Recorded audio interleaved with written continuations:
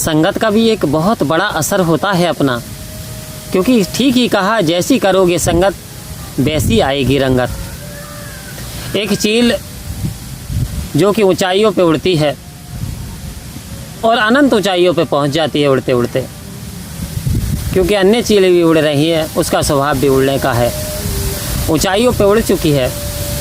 अन्य जीव जंतु हैं जो वो उससे काफ़ी नीचे उड़ रहे हैं, लेकिन वो लगातार उड़ रहे हैं। अचानक चील ऊपर उड़ रही है, विचरण कर रही है, वातावरण का आनंद ले रही है, और अचानक जब उसकी नज़र एक मांस के टुकड़े पे, एक मरे हुए जीव पे पड़ती है, तो वो तुरंत ऊपर से नीचे को आ जाती है।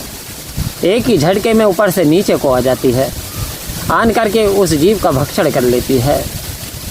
लेकिन वो जो जीव थे, जो छोटे जीव थे जो कि नीचे उड़ रहे थे, वो अभी तक उड़ रहे हैं, अभी तक आनंद वातावरण का मज़ा ले रहे हैं। तो वास्तव में कह रहे हैं कि ऐसा जो लालची व्यक्ति होते हैं, जो कामी व्यक्ति होते हैं, वास्तव में वो कितना भी कर्म कांड कर लेते हैं, कितनी भी ऊंचाइयों पर चले जाते हैं, परंतु जब काम की अग्नि प्रज्वलित होती है तो वो झट नीचे आ जाते हैं, झट निम्नता को प्राप्त कर लेते हैं। यानी कह रहे हैं कि वो अपना आचरण छोड़ करके फिर उसी आचरण पे आ जाते हैं। तभी संत महात्माओं ने कहा, इनकी पहचान भी बता दी कि ऐसे व्यक्ति आपकी संगत के लिए भी अच्छे नहीं हैं। ऐसे व्यक्तियों की संगत जो आपको नुकसान देगी, आपको हानि पहुंचाएगी। कहा कबीरदास जी ने एक स्थान पे, कामी क्रोधी लालची इनसे न भक्ति होए, भक्ति करे कोई सूरमा जो जात वर्ण कुल खोए। कह रहे जो काम के वासना में वशीकृत हो गया है, अभी आपने आपको मुक्त नहीं करा पाया, तो वास्तव में अभी वो भक्ति नहीं कर सकता। दूसरी बात आती है, अभी सदगुरु कह रहे हैं tolerance is the great quality of the human.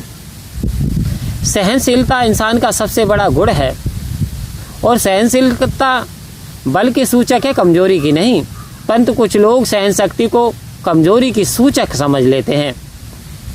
उदाहरण के लिए, यदि कोई छोटी मोटी बात हो जाती है, आपस में आमने सामने से गाड़ी आ गई और सामने वाला गाली गलौज करने लगा, उसे असभ्य व्यवहार करने लगा, लेकिन सामने वाला मुस्कुरा रहा है और सोच रहा है ये कितना दुर्बल है, इसे सहन भी नहीं हुआ, तो वास्तव में दूसरे जो सोच रहे हैं वो गाली देने वाले को सुपर सोच रहे हैं, और जो सहन करने वाले को कह रहे ये कमज़ोर है। ये कमज़ोर नहीं संत महात्माओं, क्योंकि एक जगह महापुरुषों ने लिखा कि अकड़ता वही है, अकड़ना मुर्दे की पहचान होती है, झुकना इंसान की शान होती है। यानी जो अकड़ता है वो मुर्दा बताया गया, क्योंकि मुर्दा जो होता है जिसमें जीव नहीं रहता, जान नहीं रहती, वो अकड़ जाता है। जिस वृक्ष पर फल नहीं आते, पत्ते नहीं हैं, सूख गया है, वो अकड़ गया है, वो गिर जाएगा सूख करके। लेकिन जिस टहनियों पे फल लगते हैं वो झुक जाती हैं वजन से। तो सदगुरु कह रहे हैं कि झुकना, सहन करना बल की सूचक है, कमजोरी की नहीं। इधर बता दिया कि कामी क्रोधी लालची इनसे न भक्ति होए, भक्ति करे कोई सूरमा जात वर्ण कुल खोए। कह रहे जाति के अभिमान से ऊपर उठना पड़ता है, वर्ण के अभिमान से ऊपर उठना पड़ता है, कुल के अभिमान से ऊपर उठना पड़ता है। आओ संत महात्माओं, यदि वास्तव में अभी भी हम इन्हीं बंधनों में फंसे हुए हैं, तो अभी हम भक्ति के मार्ग पर अग्रसर नहीं हो पाएंगे। क्योंकि कहते सूरवीर कर सकता है जो कि इन बंधनों से ऊपर उठ गया है। और आज तो सतगुरु ने सारे बंधन हमारे मिटा दिए। कितना ही आनंद आता उस दृश्य को देख करके, जब संत समागम में, जब एक हरियाणवी वेशभूषा, एक राजस्थानी वेशभूषा में महात्मा और एक महात्मा पंजाबी वेशभूषा में, जब ये दिखाई देते हैं भिन्न भिन्न डिफरेंट वेशभूषाओं में, लेकिन भाषा सबकी चेंज है। थोड़े चेहरे भी बदले हुए हैं, आकार बदला हुआ, पहनावा बदला हुआ है, रूप बदला हुआ, रंगत बदल हुई है, लेकिन एक चीज़ दिखाई देती है जो कभी नहीं बदलती, वो है प्यार, वो है उनकी सहनशीलता, वो है उनकी मानवता। हाथ जोड़ करके धन्य इनकार करते हैं। आओ संत महात्माओं, आज सतगुरु ने हमारी नज़र बदल दी। आज सतगुरु ने हमें वो ज्ञान की दृष्टि दे दी, वो ज्ञान का चश्मा लगा लिया, जिसको देखने के बाद कबीरा खड़ा बाजार में, मांगे सबकी खैर, ना हूँ किसी से दोस्ती, ना हूँ किसी से बैर। आज ये जो उक्ति है, आज सतगुरु ने सटीक सार्थक करके दिखा दी। कह रहे हम मानव हैं, हमारी ना किसी से दोस्ती, ना किसी से बैर है, ना दुश्मनाई है, सभी अपने हैं, कि सभी अपने हैं, कोई पराया नहीं, दिल कभी किसी का दुखाना नहीं।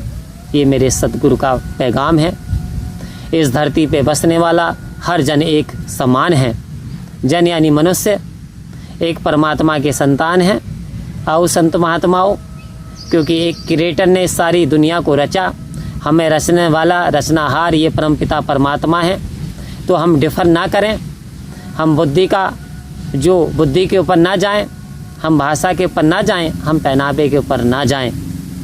तो वास्तव में कह रहे हैं, संगत कर अच्छे लोगों की, दवा मिलेगी सभी रोगों की। जितने तेरी मानसिक बीमारियां हैं, चाहे वो अहंकार हो, चाहे वो लालच हो, ईर्ष्या हो, काम की वासना हो, वो सब के सब की दवाई मिल जाएगी। दवा मिलेगी तुझे सभी रोगों की। रोज़ थोड़ा थोड़ा हरि का भजन कर लो। और संत महात्माओं, सतगुरु तो ये स्पष्ट कह रहे हैं कि 4 दिना की चांदनी फिर अंधेरी रात। जागना है जाग ले मुसाफिर, क्योंकि अंतकाल पछताएगा। बार बार ये मानुष चोला नहीं मिलने वाला। स्पष्ट तौर से स्पष्ट साफ कर दिया। मानुष जन्म अंत की सीढ़ी फिसल गई तो बारी गई, कहे अवतार जो 84 वाली करी कमाई सारी गई। अरे कितना अफसोस रे बारे वाह इंसान, 84 लाख योनियां भोगी इस जीवात्मा ने, कष्ट सहे, अनगिनत कष्ट सहे, उसके बाद मानुष का चोला मिला। अब कह रहे हैं ये चोला भी अंतिम बारी है। ये वो जहाज है जिसको दरिया को पार किया जा सकता है, जिसमें आत्मा बैठ करके इस भवसागर को पार करती है। तो ये समय है, और परमात्मा समय हर इंसान को एक बार ज़रूर देता है, लेकिन उस अवसर को जिसने जान लिया वो वास्तव में नायक बन गया, वो भाग्यशाली हो गया। जिसने मौके को पहचान लिया वो विजेता बन गया। जिसने मौके को नहीं देखा, जो समय के साथ ना चला, समय ने उसे बिछाड़ दिया, समय ने उसे 84 में पहुंचा दिया। तो आज सतगुरु ने बड़ी कृपा करके हमें 84 के बंधनों से मुक्त करके मानव जन्म दे दिया। इस मानव जन्म में भी ये ब्रह्म ज्ञान की दात सतगुरु बख्श रहे हैं। कृपा करो, दया करो, मेहर करो, सतगुरु के इशारे को समझो और इस ब्रह्म ज्ञान को जीवन में अपना लो। वास्तव में जीवन, यह लोक और परलोक दोनों बदल जाएंगे। यह लोक और परलोक सतगुरु की कृपा के द्वारा, सतगुरु के वचनों के द्वारा। बस करना क्या है, सेवा सत्संग सिमरन जीवन का आधार बने और ज्ञान कर्म में ढल जाए तो जीवन का श्रृंगार बने। आओ संत महात्माओं, ज्ञान को कर्म में ढालने की आवश्यकता है ताकि हमारे जीवन का श्रृंगार बन जाए। परम प्यार से बोलिए धन्यवाद जी।